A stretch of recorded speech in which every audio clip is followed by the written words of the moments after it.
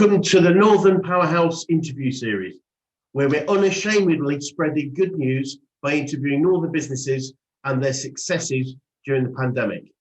Subscribe to be notified of new interviews or click the link in the description to take part if you'd like to be interviewed yourself in a future episode.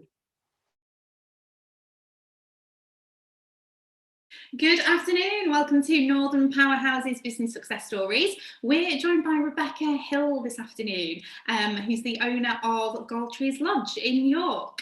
So thank you ever so much for joining us this afternoon, we really appreciate it. Can I just start off by asking you to maybe introduce yourself properly and tell us a little bit more about Galtres Lodge, what it is you guys do? Yeah, of course. So my name is Rebecca Hill. My partner is called Chris Layton, and about 2 years ago now, we took over Galtres Lodge Hotel on Low Petergate in York. My background has always been hospitality, and Chris was always a property developer. So we decided a few years ago that we thought we'd join forces. I can run the business side of things, and he can do all the renovations and decoration, and we thought it would be a good partnership. So that was, October 2018 was when we took over. Obviously, we had a year of refurbishment and working really hard and spending lots of money. And the plan was that 2020 was meant to be our sort of comeback year. But obviously, we only got a couple of months in and then everything stopped because of COVID. So essentially, we've moved on all of our plans from year 2 to year 3, which is 2021 now. But the good thing about COVID is that we have transformed the business. So we've got 12 bedrooms in the hotel, really lovely reception area, really lovely corridors are all really beautiful. All the rooms are really individually styled. And the latest thing that we've done is we've redone the restaurant, which is now called Forest. So that's an overview of us, really. The restaurant has really taken off. Amazing. So did you guys, so the restaurant opened last week when we were out, the world started turning a little bit more again. Exactly. It's been really good, actually. We were really worried. In fact, I've just put an Instagram post out this morning because we didn't really have an outside area. We've actually converted an area that used to essentially be a staff yard where there was the bins and people used to park their bikes, and we've converted that into a really lovely secret garden, and we managed to get a pavement license at the front. So, we weren't ready and set up with beautiful outside areas. We're in a city centre, so we've really, really grabbed anything that we could and made the best out of it. But it's still only a very small number of tables compared to, what we would normally have. And it was such a gamble because we thought, well, if it's not very good weather or if it's not very busy, this could cost us an awful lot more in, food ingredients and staff than it actually makes us. But not wanting to tempt any sort of bad fate or anything, we had a really, really good first week. And obviously we're comparing with figures from 2 years ago now, and 2 years ago we'd only had the business for a few months, so it was a very, very different business. So it's not a real comparison, but we're actually making more now with just the outside tables than we were with the whole business as it was when we took it over. So it has been a little bit of a successful week, really. It seems too soon to be patting ourselves on the back because it's just literally 1 week in, but it's been a very good, it's made us all feel 100% better just from having a good week, because we genuinely thought, is it even worth us doing this? But it has been. Fantastic. Celebrate the wins. Exactly. Good week. Celebrate the wins. Yeah. Fantastic. So you guys, you took the opportunity when everything kind of turned upside down, to go through your refurb and to carry out those plans. I mean, it seems like a silly question, so how was the last year? But what else did that time enable you guys to do? Just an awful lot of refurbishment, really. I mean, it's really difficult because I always talk about it really positively because I think that's what you need to do. But the stark reality of it is it's been a really tough year. Financially, it's been a really tough year. But taking the positives out of it, we'd had the business for about a year when COVID first started being a thing. And in January, I get all my years wrong. In January 2020, we were having conversations saying, look, we've been here a year now. We'd done a lot of work in the bedrooms because you could redecorate a bedroom quite easily and shut the door and nobody knows there's work going on. But we had real problems with our public areas. So all of the staircases, all the corridors, they all looked really, really just tired and a bit dated. But it's so difficult to refurbish those areas in a hotel because you'd have to close the whole hotel to do it. So we were actually saying, look, do we just close for a couple of months, do all this refurbishment and reopen sort of as new? And we were really hesitant to do that because of our location. We're in such a prominent location. We would look very closed, and we thought it was a little bit of a negative, it would look like we'd shut down or something. It would look really bad. So we really didn't want to do that. And this was the conversation we were having sort of in January and then in February. And then obviously we started thinking, actually, this COVID thing's getting, really bad. What's going to happen? And obviously at the end of March, we got closed anyway. And I think it wasn't even Chris and I were adamant we weren't going to get closed. We didn't think that would be a step that the government took. And we were sort of saying, no, if we can open, we'll be open and we'll be here. And then obviously it got a little bit more serious and a little bit more serious. And then they closed us. And within about 24 hours, Chris was like, that's it. Like, I'm decorating the corridors, and that's it. We'd ripped carpets up and started making plans for that, because that's how quickly we react here. So you have to take the opportunities, don't you? And I would have been really anxious about shutting all the corridors and therefore all the bedrooms and most of the business when we could be open. So the opportunity to do it when we couldn't be open, actually, in a way, gave us a little bit of a push. Yeah. And within 24 hours, the carpets were up and the paint was on the walls. Exactly. Yeah. Yeah. I mean, yeah, don't get a hotel recarpeted. It is just a very expensive, very time-consuming thing to do. I think we had a little weep. But no, it's fine.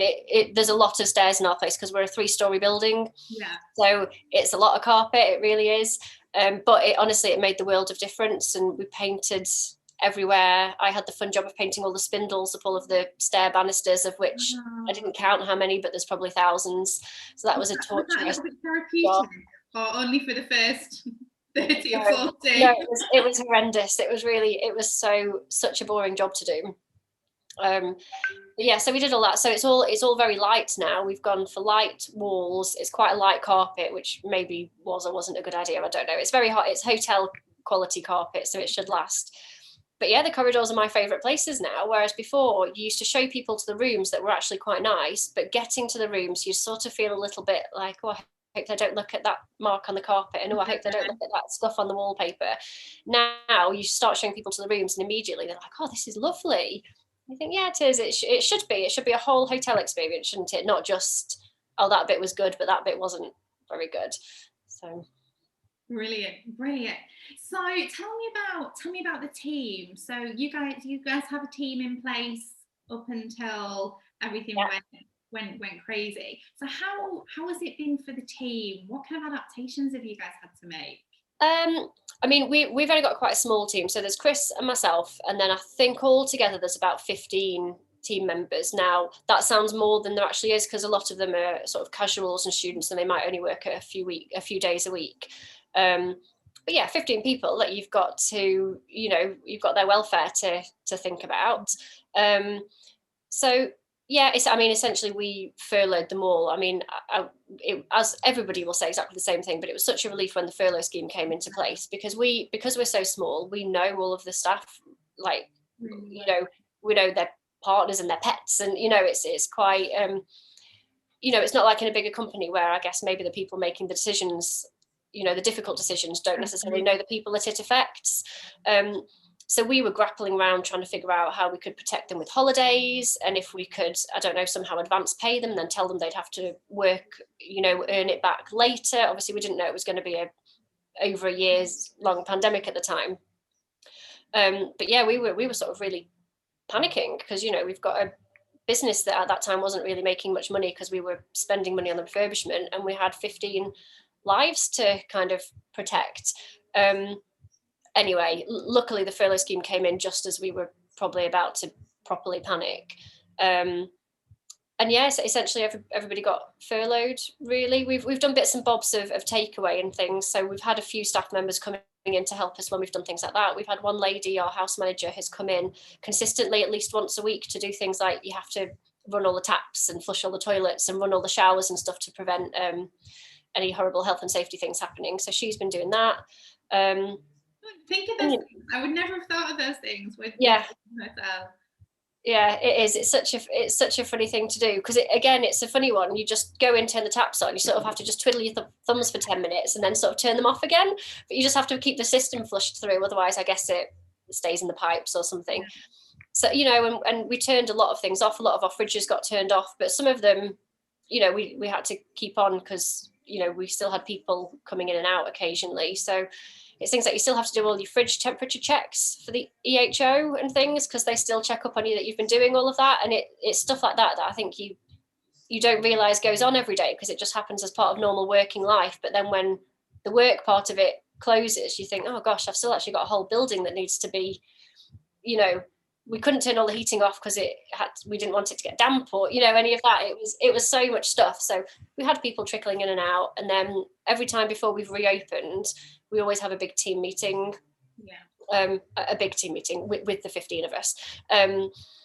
And because obviously you have to do all of your risk assessments, and we went over and above and we did customer journeys. So we literally said, right, somebody arrives at the door, what do? They go to a table, what do? If they need to go to the toilet, what do? And we mapped it all out, and we went through all of those steps with all of the staff, just in case any questions came up that you hadn't covered. We didn't want it to be a surprise, because I think it would have made us look like we weren't prepared, even though I don't think you can be prepared for absolutely every question. But yeah, we didn't role play it in that we didn't move around, but we verbally role played it and thought, right, what could happen? Yeah. And we had 2 different bells for the kitchen. So we've tried to keep the staff separate, so that if a meal was coming out for one side of the restaurant, you dinged a bell that sounded like birds. And if it was food going out to the other half of the restaurant, it was just a normal ding dong, so that the right staff could go in. And we were trying not to have them kind of cross over their areas. That didn't work so well, to be honest. That ended up being really, really complicated. But we really tried to zone people so that, you know, the kitchen is sort of the chef's domain, and then this part of the restaurant is your domain, and the reception is your domain, so that we knew where everybody was, which is it's become less of an issue now. But certainly in the summer, when we reopened, that was a really big thing, because you kind of had to know who had been where and who had touched what and who had interacted with which guests and things. So I think we did all right with it, to be fair. Mine and Chris's feeling was very much that we wanted to do it in a friendly manner, because Chris and I, you know, we like going out and eating out, and we pop to shops, and, you know, we're quite we're just out and about a lot. We don't stay at home an awful lot. And the amount of shops where we went into where you weren't sure if you were meant to queue or if you could go in, so you'd go in and then you'd get shouted at because you weren't allowed to come in, and you'd go the wrong way in their very confusing one-way system, and you'd get told off. And I said, I really, really don't want to be that kind of place. People are obviously going to make mistakes because it is confusing, and you don't know if you can come or if you can go, or, you know, it's really hard. So a big part of our training was just being nice about it. Like, nobody's getting told off here. If somebody does something wrong, you just need to nicely say, actually, did you know you meant to be wearing a mask, or would you mind checking in, or, oh, can I just ask you to do it this way instead of that way? It was all, for us, it was all about being friendly, because even to this day, to be honest, I still go in places and think, you could have said that a bit nicer to me. I just don't understand. Absolutely, I'm completely with you on that, because I've certainly experienced that as well. And we don't know how we're supposed to behave. You know, none of us have ever been in this position before, and it's almost, I think I got to the stage where it was almost that uncomfortable to go somewhere when we could, because you'd be kind of ordered here and ordered there and shouted at for doing something wrong. I think this is worth it, you know, the whole experience. So I kind of, you know, for you guys to really flip that on its head and said, right, let's use it as an opportunity to really provide great service and put people at ease, because it is uncomfortable, isn't it? It is uncomfortable. It is, and I get so uncomfortable anyway. I mean, I went into a shop this morning, and as I was walking towards what I thought was the exit, it was a no exit, it was an entrance, and I just stood there a bit dumb for a second, thinking, well, I don't know what to do now. I'm going to have to turn around and walk, and you feel a little bit embarrassed, and you don't want somebody stood there going, you're going the wrong way. I knew I was going the wrong way. I just didn't know how to fix it. I didn't know where the right way was, because I've not been in that shop before. But we had a lot of really good feedback on that front, actually. A lot of people said that they really appreciated that we were, you know, it felt relaxed when you were in here, and they could see that we were doing stuff, and we had little cards on the tables saying, look, this is what we have to do, this is what you have to do, if you've got any questions, please ask, to try and preempt, you know, if people had questions, we tried to answer them before they felt, uncomfortable. Yeah. And yeah, especially right at the beginning when we reopened when it would have been in July, loads of people just said we've had such a nice night here, and they haven't had the same experiences in other places. So that was a little win for us, I think. Definitely. So it sounds as though you've got a fantastic team around you, and Yeah. as though you guys are like a little family almost. How did the team react to, well, initially to the news of furlough, and then I guess as you've reintegrated and you've been able to provide different services, how have they been? It's been really up and down, and it's really differed between team members, to be honest, as well. I think when it all first happened, we were in service. I think, if I can remember correctly, it was a Friday late afternoon, early evening, when they said that you can get to the end of tonight and then you have to close. And obviously guests sat in our restaurant, got the news alerts on their phone, and then were sort of looking to our guys to go, do we have to leave? What happens? And then our team didn't know, so they were running to me. And I was like, no, it's fine. Just make it as normal as possible till the end of the evening. And then, yes, we are going to have to shut up at the end of the evening. And they were like, do we come in tomorrow? And I was like, I don't know at the minute. So there was lots of questions. There was also, with the furlough scheme in particular, there was actually a little bit of disbelief from some of our team, because I said, you don't need to worry, your wage is going to be protected to 80% by the government. And a few of them just said, we don't believe, like, they didn't believe it. They thought it was so sort of unlikely, and they were obviously really worried. And I said, well, if you don't get protection from them, you're going to get protection from us. Like, we just needed time to kind of hash it all out, and obviously it's all worked out fine. Here we are a year down the line. The first time coming back was interesting. We definitely had a split of people who had maybe been getting out for their daily exercise, and maybe they'd been popping to the shops for themselves, but also maybe for other family members. So they were quite used to what it was like to be out and about again after so many months of not being out and about again.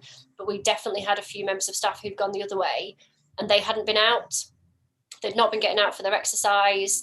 They'd not been, popping to the shops. They took it really seriously, and they pretty much stayed at home.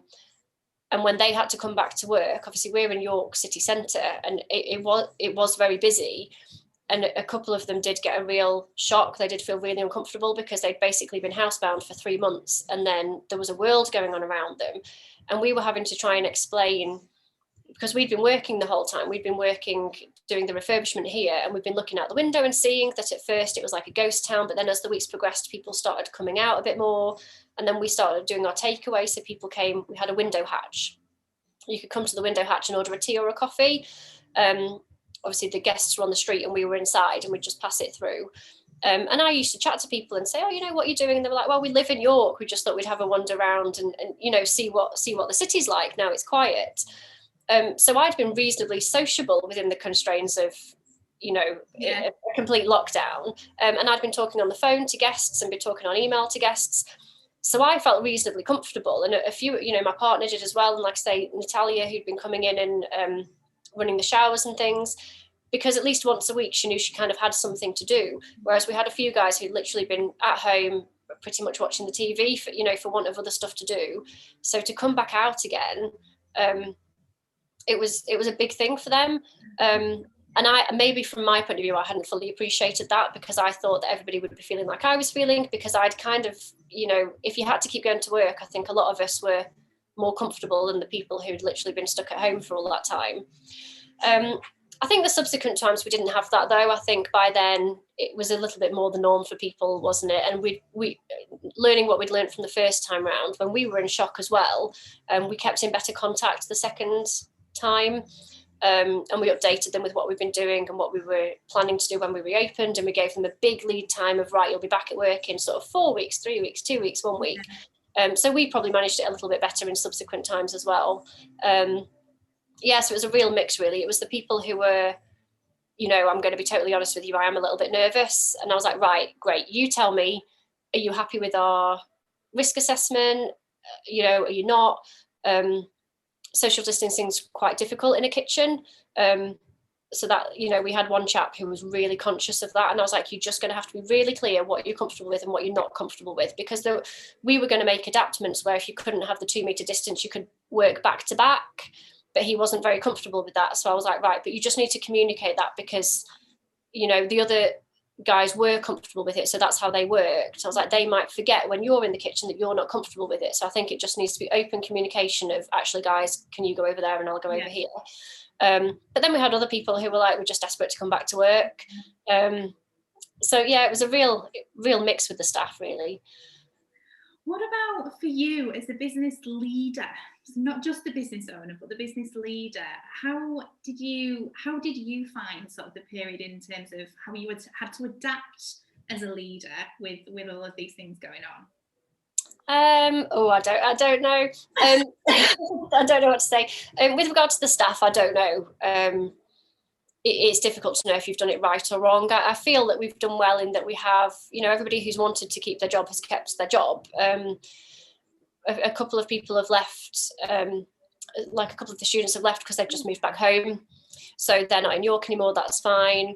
But everybody who sort of wanted to remain employed here has remained employed here. And we've done, we've topped them up with little bits of holiday, so they've not been, had as much of a drop in their wage as they might have done. We've kept them quite informed. I buy them Easter eggs when it's Easter. I don't know, from a leadership point of view, we just try and be quite nice.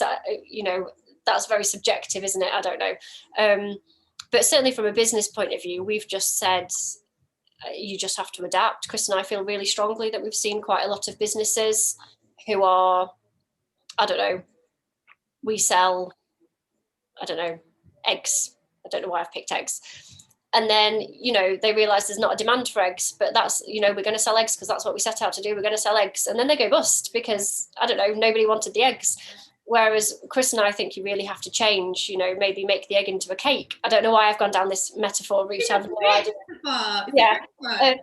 But you know what I mean? You just do something that still ties in with what your ultimate goal is, but you do it differently so it's appealing to people. And then maybe if you had started making your cakes with your eggs, there might have been a market for that and you could have stayed. But we see a lot of businesses who are really, really, they feel that they've got a brand and that's all they want. And then if it doesn't really work because maybe they're in the wrong location or maybe the price point's wrong or anything, they just sort of stick with it and you kind of watch them sinking. And you think, if you just adapt. So Chris and I are really quick if anything happens, especially because he does a lot of the actual physical work himself. We can turn things around in pretty much a day. I mean, the courtyard, we call it a secret garden because you don't know we've got this yard from the front. I can't remember when we did that. It must have been about August or something, when I think we had a day, we got a pavement license on the front of the building, but we were allowed to open inside as well. And I've got a video of me walking around a completely empty restaurant inside, and then I step out onto the pavement and the pavement tables are all full. Because again, so this would have been summer, it would have been, July or August time. And again, because we'd been quite, like Chris and I were eager to go to restaurants ourselves. So I think we thought that the demand would be there for the restaurants. And we hadn't really factored in that people would, 90% of people would only eat outside. And obviously at the time we had 4 tables on the pavement and genuinely nobody inside. They'd rather stand and queue for an outside table than come inside, which was quite a big thing to realise for us. And we were like, look, we've got this courtyard at the back. It's a reasonable space, but it's got all the staff's bikes in and the bins in and a shed where I think we had a washing machine or something in it. And Chris was like, right, I can make this a nice place. And I think it must have took maybe 2 or 3 days to do it. And in the summer last year, it wasn't as nice as it is now. It was sort of a yard with some gravel down and some tables in, and we put some fairy lights up. But, a few people saw that and were like, that takes such vision to get that from the bin area to this lovely garden. And then obviously now, while we've been closed for the past 3 months, we've put a bit more time into that secret garden area now, so it is so cute now. But I think some other places would have just gone, oh dear, people don't want to eat inside and we're an inside restaurant, and they just let it happen to them, whereas we're not like that, really. So amazing. I really want to come and see the secret garden. I live really close to you guys, so I want to come really? to the table. Yeah, you should come. It is really cute. Are you booked up for weeks on end? We have been pretty busy. I mean, it's so few tables. We keep going, we're fully booked, and then it's like, it's so few tables. It's really sad to get excited about it, but definitely at the weekends it's really popular. This Thursday, for some reason, we're full, and I don't know what's special about Thursday. But yeah, you should try. You should come and see us. I definitely will. I definitely will.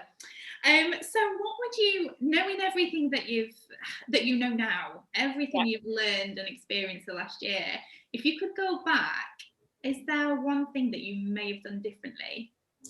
I think not overall differently, but I think we would have done things in a different order. So this time when we've been closed, Chris, not me, I can't take any credit for this, has totally redone the front of our building. So we everything all the windowsills used to be painted this green that I really, really disliked this green colour, but it was the old brand of the old business, so that was why everything was this green colour. But we've got a different sort of palette. We kind of like the nice Farrow and Ball sort of, nice colours. And Chris has wanted to redo the front for ages because we were really deceptive, because we didn't look like much from the outside, and then people would come in, and because we had done a bit of work in the restaurant, people would be like, oh wow, this is really nice, that was a lovely feedback to get. But we did think we were missing out, because if you looked at us from the outside, maybe people would have thought, oh, it doesn't maybe look super appealing to me. So we've wanted to do the outside for a long time, but again, quite a big thing to do. But yeah, now we've done it. I mean, even as they were doing it and painting it and things, obviously they could hear everybody in the street and people going, is that new? Has that always been there? Do we know of them? And it got us such a buzz. I think that's why we're so busy now, is because they've watched Chris and Andy repainting all the windows, and we've put window boxes up and stuff, so it looks really good now. It looks really pretty from the outside. Yeah, look, and you can see it from really far down the street now.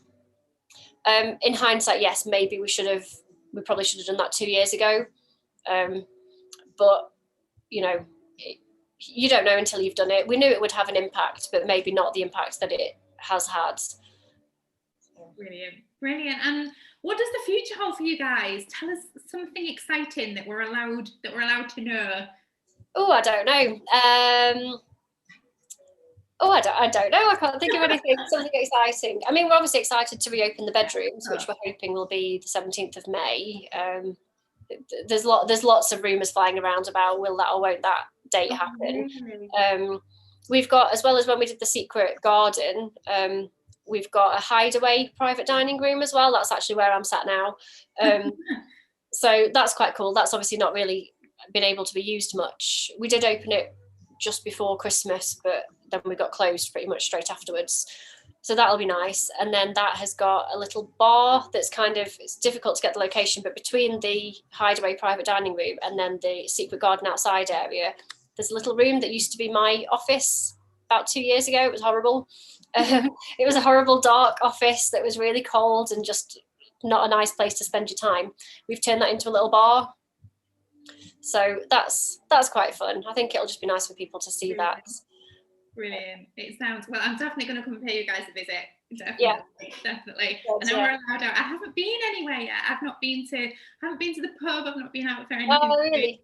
So I was thinking, I'll give it a couple of weeks, let things quieten down a little bit. But I just don't think that's going to happen, is it? So no, maybe, I wonder if the weather turns, maybe people might stay home a bit. I don't know, but certainly with the sunshine, everyone seems desperate to get out and about from what I've seen. Definitely.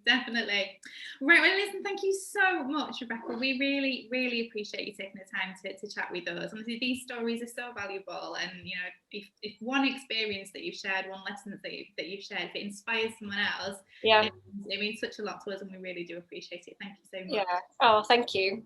Lovely. Take care. We'll speak to you soon. Thank you. Thanks for watching. What was your takeaway from today's interview? Please post it in the comments below and subscribe for all our upcoming videos, or click for the next video here.